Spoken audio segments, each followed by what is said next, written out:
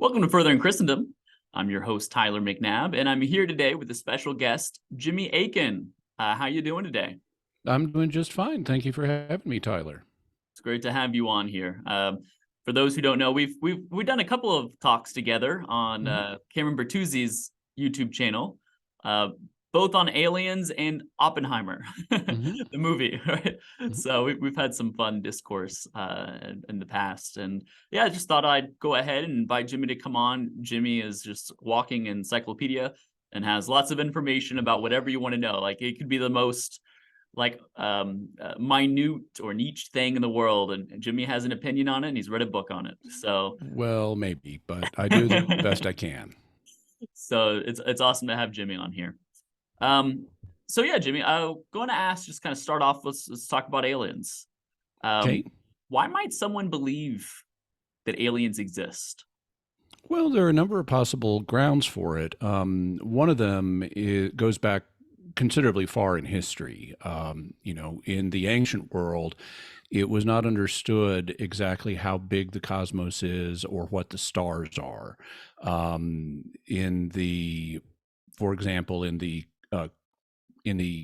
Ptolemaic understanding of the cosmos, you had the Earth at the center, based on Aristotle's theory that matter seeks its relevant point in the cosmos, and since the element of Earth was the heaviest of all the elements, that would gravitate. They didn't have the concept of gravity, but that would end up in the center, and then around that you'd have the water, which is where we get the oceans, and around that you'd have the air, which is the atmosphere. And then around that, you'd have a sphere of fire. And then beyond that, you had this eternal realm where there didn't really seem to be a lot of change. Everything happened very regularly in space. And so they believed that some, not everybody, but some people believed that there was another element called ether that was found in outer space, and that's what the stars and the planets were made out of. Originally, it was not understood that there was a difference between stars and planets, except for the fact that planets move in an unusual way. Because when you look up in the sky at night, what you see is points of light. You got a big point of light in the moon, and you have other points of light. And what they noticed is that some of these points of light moved in regular ways. What are called the fixed stars basically rotate around the Earth in concentric circles around the pole. So in the northern hemisphere, you've got Polaris as the pole star, and everything looks like it's just going around Polaris in orderly circles. But they noticed that there were 7 bodies that didn't do that didn't just orbit around Polaris every day. These 7 bodies seem to wander against the background of the fixed stars. And so they became known as wanderers, or in Greek, planetes, which is where we get the word planet from. So the classical 7 planets were the sun and the moon, and also Mercury, Venus, Mars, Jupiter, and Saturn. And those are the only ones that can be viewed with the naked eye. And it was thought in Ptolemaic cosmology that the Earth is at the center, and then surrounding the Earth are a series of basically concentric shells that contain the different planets. And the outermost sphere is just beyond the orbit of Saturn, and it's the sphere that contains the fixed stars. And so the conception of the universe was, by our standards, a pretty small place, just a little bit bigger than the orbit of Saturn. Now, there were individuals who tried to calculate the size of the universe. For example, there is a very famous work written in the ancient world called the Sand Reckoner, which sought to estimate how many grains of sand you would reckon there would need to be to fill up the universe and how big it would be. And even on that estimate, which was rather generous for the ancient world, it was only about like 2 light years across. And that was pretty generous for the ancient world. A lot of people thought it was much smaller than that. So, given that how small everybody thought outer space was, there wasn't a lot of room in it for extraterrestrials, although that didn't stop there from being speculation about this. For example, It sometimes there was another ancient work written in the Greek world called A True History. That's one of the ways its names is translated. And it's considered by some to be like the earliest work of science fiction that we have, where you have some sailors from Earth and they get in a boat and they're sailing across the sea, and they go up in a water spout and they meet the inhabitants of the moon, and they assist the inhabitants of the moon in a war with the king of the sun, and they go to Venus and stuff like that, and they meet strange people and strange creatures. So even on this small understanding of the cosmos, there was speculation about maybe there could be other intelligent creatures up there. And then over the course of the last 2,000 years, Ptolemaic cosmology got severely modified.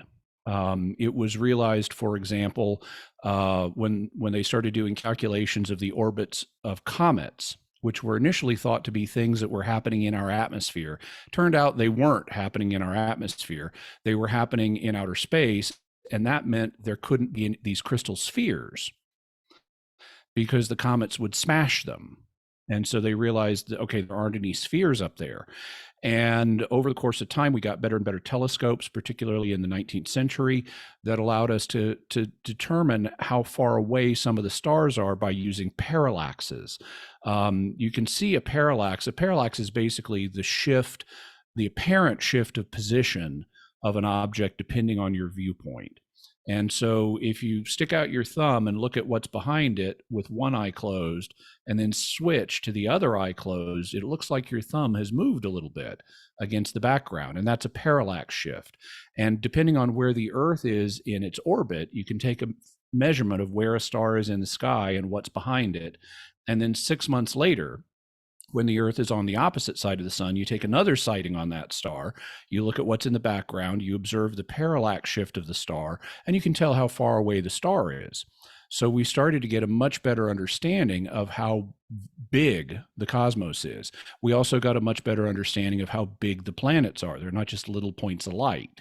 And eventually, it was realized, and this is only 100 years old, we got the current model of the cosmos, which is we live in a galaxy which we call the Milky Way, and it's surrounded by a vast sea of galaxies that stretch billions of light years of distance from us. The current diameter of the observable universe is like 92 billion light years, and we have reason to believe that the actual physical universe is much larger than that, for reasons I don't need to go into. But as these discoveries got made, people began to realize, okay, planets are big. There are loads of stars. A lot of them are like our sun. They're likely to have planets too. And it naturally raised the question, are all those empty? Or why would God make a huge, enormous empty universe with only us in it?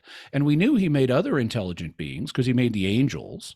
So you had Christians going back hundreds of years speculating that there may be extraterrestrial intelligences that God made elsewhere. So that's kind of one line of reasoning. And you have similar modern lines of reasoning that don't even occur in a Christian context, where people note how big the universe is.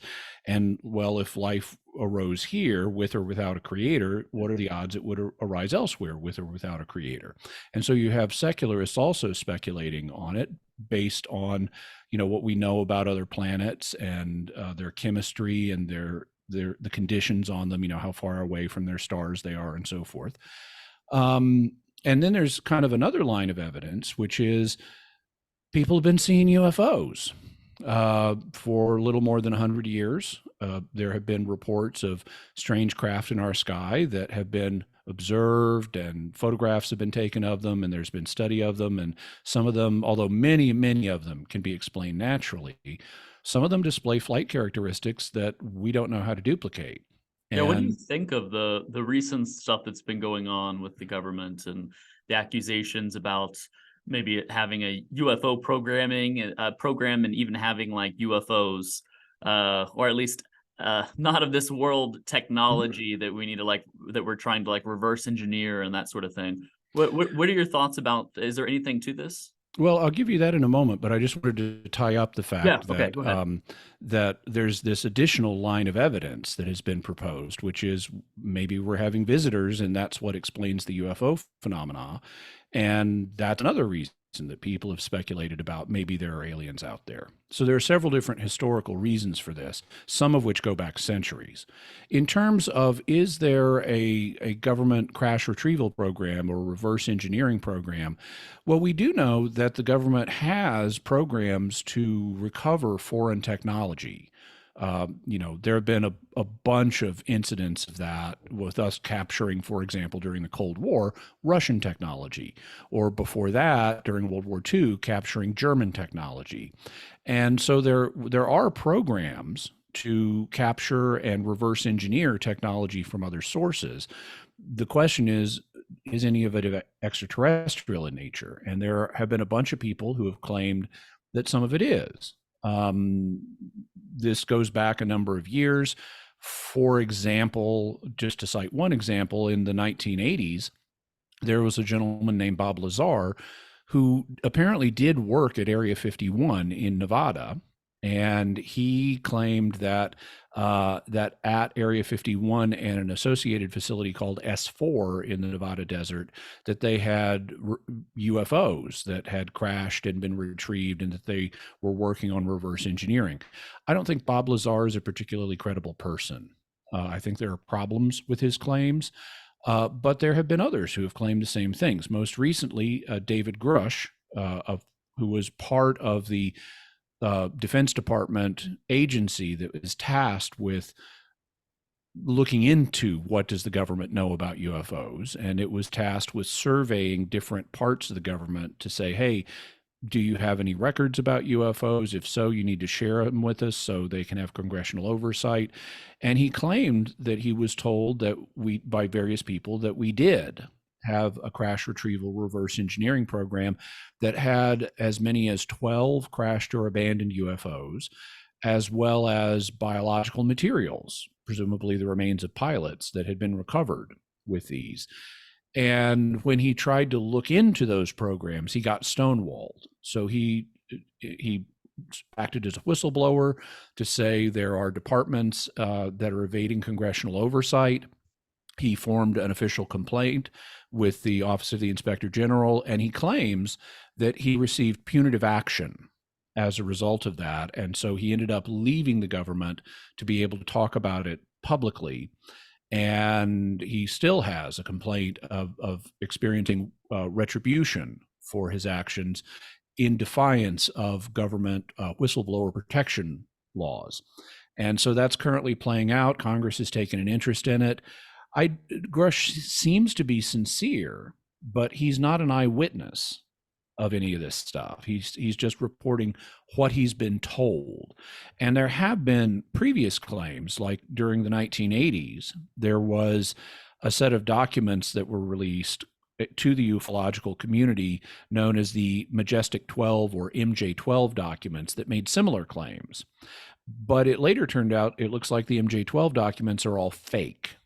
And it looks like they may have been released at the time they were in the late 1980s as a psychological operation against the Soviet Union, saying because they were very unstable at the time.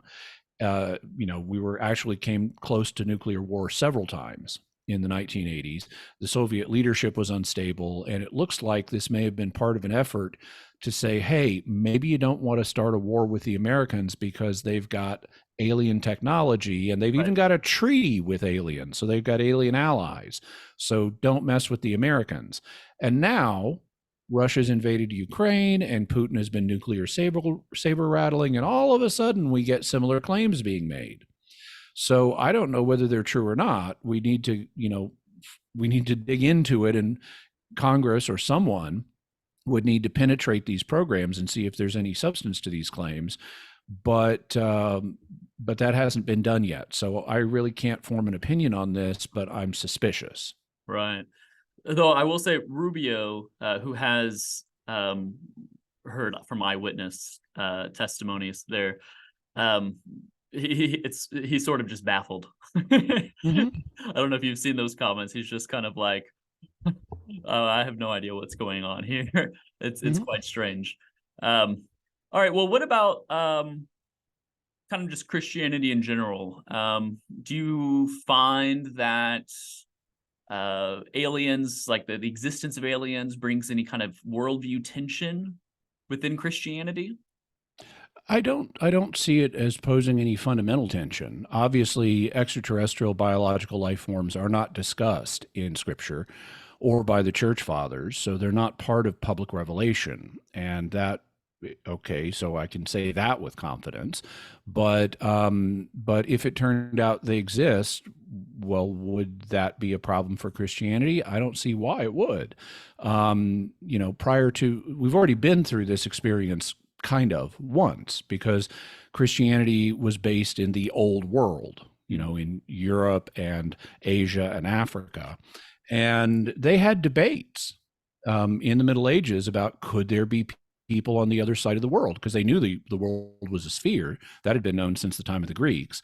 And so, well, there's another side of the world that we're not on. So, could there be antipodons, people at the antipodes who have the soles of their feet turned towards the soles of our feet? Mm. And they would have debates about this in the Middle Ages. And some people took the position, no, there can't be any antipodons because they wouldn't be descended from Adam and things like that. And they posed theological arguments like that. And, they're not mentioned in public revelation. We don't have Native Americans mentioned in the Bible or in the church fathers. So you had some people saying, no, they're assuming God would have told us about them if they existed. Surprise! They do exist, and God didn't tell us about them. And now you and I live in the new world. Right. So if God didn't even tell us about all the people on our own planet, why would we think he would tell us about other people who don't even live on our own planet? And so I think the same thing could replicate. It could be there are other people on other planets and God just hadn't told us about them. So Right. I think that's a flawed assumption. No, I really like that analogy. Um, Chad and I tried to bring that up a little bit in our paper that we wrote. Mhm. We ended up saying that, if the Bible's supposed to be a love letter to humanity, it's not surprising that, God doesn't mention others, other Mhm. lovers, so to speak, within the love letter to us. Or as I'd put it, other children. Right. Because if it turns out other intelligent biological life forms exist, they're just other children of God. They may be good children or bad children, but they just be other children. Right. Right. What about specifically with the atonement and incarnation? How do you Mhm. see this playing out? What are the Well, options in front of us? there are a bunch of options, and I explore them in an episode of Jimmy Akin's Mysterious World, which is a podcast I do on mysterious topics. If people want to look up the episode where I spend a whole episode talking about Yeah, this, please. it's episode 55. So you can get to it by going to mysterious.fm, like FM radio, /55. So mysterious.fm/55. And what all we can say with confidence is the Son of God became incarnate here and redeemed us. We don't know what arrangements, if any, God has made for extraterrestrials. It could be, as C.S. Lewis explores in his space trilogy, that some extraterrestrials are not fallen and don't need redemption. It could be, as St. Peter and St. Jude mentioned, that they did fall and God didn't choose to redeem them, just like he chose not to redeem angels that fell. It could be mentions that God could choose to redeem us in any way he decided. So he didn't have to redeem us through his son dying on a cross. He done it in any way. It could be God has redeemed them through some other way. It could be, since Christ's sacrifice on the cross here was of infinite value, that God has chosen to make those merits applicable to extraterrestrials, and they could be saved through Christ's death on a cross in AD 33. Or one of the things a lot of people wonder about is, like in that episode of Star Trek, Bread and Circuses, where they find a Roman Empire that has sun worshippers, meaning worshippers of the Son of God, not the sun in the sky. Could be Christ or one of the other persons of the Holy Trinity incarnated on another planet and redeemed them there. Right. This is another thing that Aquinas talks about. He talks about how just because Jesus became incarnated, just because the Son became incarnated as Jesus, it doesn't mean that it's the only incarnation of Jesus. Right. He's omnipotent. He can take on as many natures as he chooses. And so if it was God's plan for the Son of God to incarnate elsewhere besides as Jesus of Nazareth, he can do that. He hasn't told us about it if he has, but he could do it. And Aquinas says the same thing is true of the other two persons of the Holy Trinity, because they're all co-equal. They're all omnipotent. And so all three persons can incarnate as many times as they choose to as part of the divine plan. Right. Yeah. Chad and I also, just for those who are watching who are interested in this, also fleshed this out in our paper. So I recommend watching Jimmy's podcast, and maybe if you like that a lot still, then the paper as well might be of interest.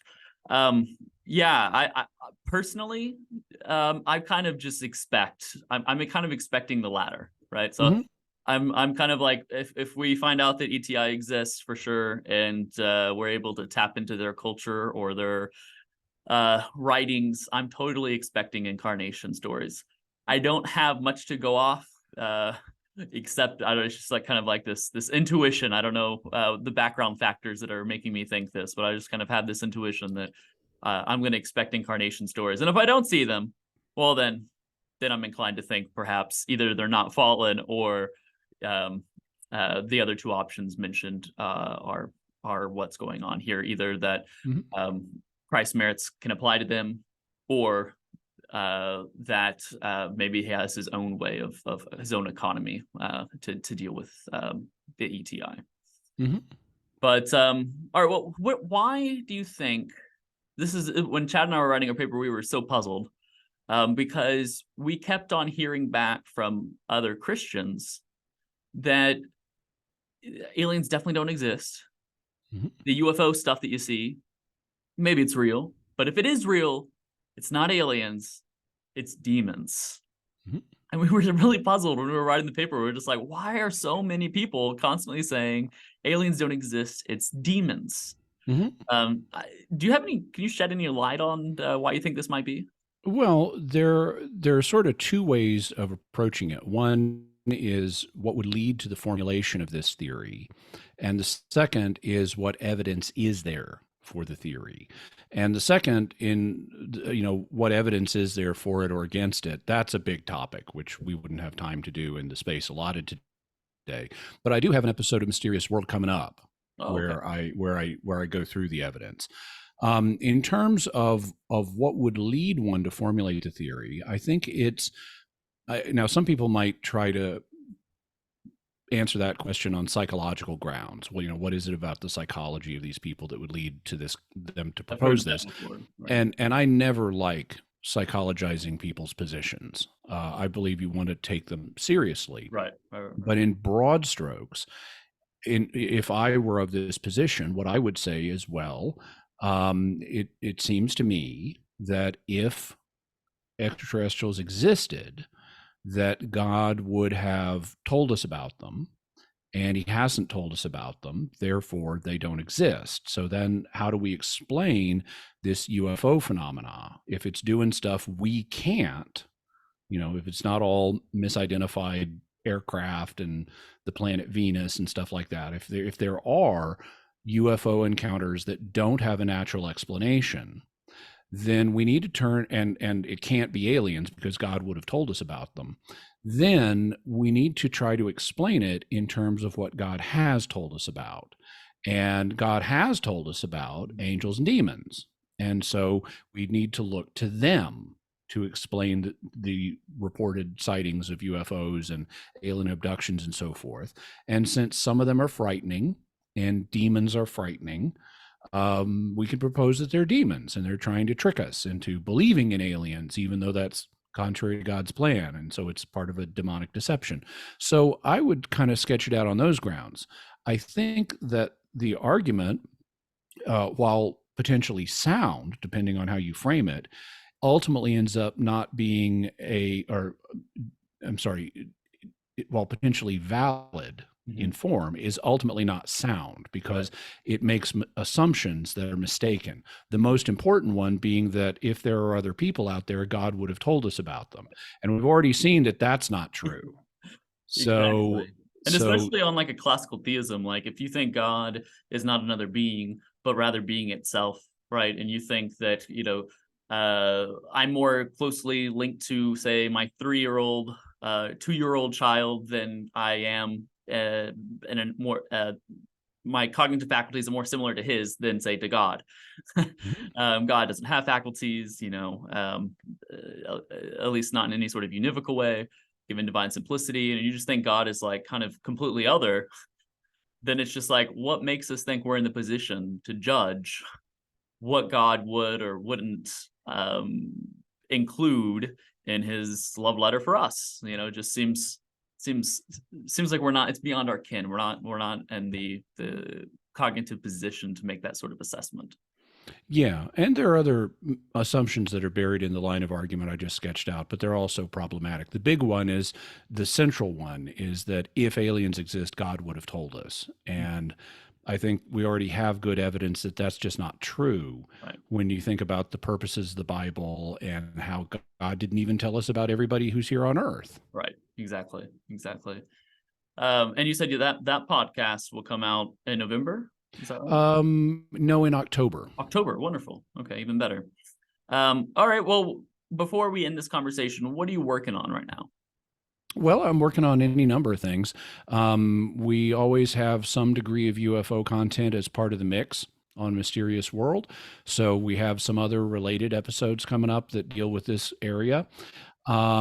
Also, I'm currently for Mysterious World, I'm working on a script about negative or distressing near death experiences. Interesting. A lot of near death experiences are reported to be positive, Mm-hmm. and a lot of people have heard about the positive Right. ones, Right. but NDE researchers have actually come to realize that as many as 1 in 5 Wow. NDEs is actually negative. Wow. Not all of them are directly hell, although Right. some of them are. Right. But we're going to be having an episode on negative Nice. NDEs. Nice. I'm also doing a longer term project on demons and exorcism.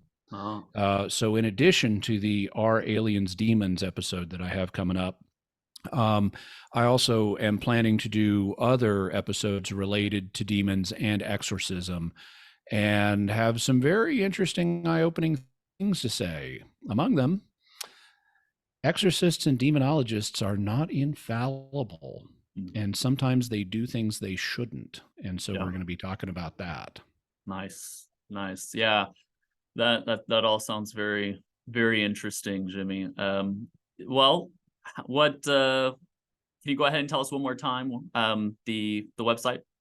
Yeah, for Mysterious World, it's mysterious.fm. And if you have a particular episode you know the number of, like episode 55, you just put in slash and the number. So if you want to listen to the extraterrestrial intelligence and theology episode, it would be mysterious.fm/55. Also, you can go to my YouTube channel, youtube.com/Jimmy Akin, where I have a video version of the podcast, and the video can add quite a bit. So I encourage you to check it out. My YouTube channel, which again is youtube.com/Jimmy Akin, is also a hub for my video activity. So you can see my appearances on Catholic Answers Live. You can see interviews I do with other YouTubers. You can see Mysterious World there. So I'd encourage you to subscribe and hit the bell notification so that you always get notified whenever I have a new video out. Usually they're a minimum of 2 a week, usually more than that. Wonderful. All right, Jimmy. Well, thank you so much for joining us today and look forward to talking with you in the future. Yeah, thank you so much.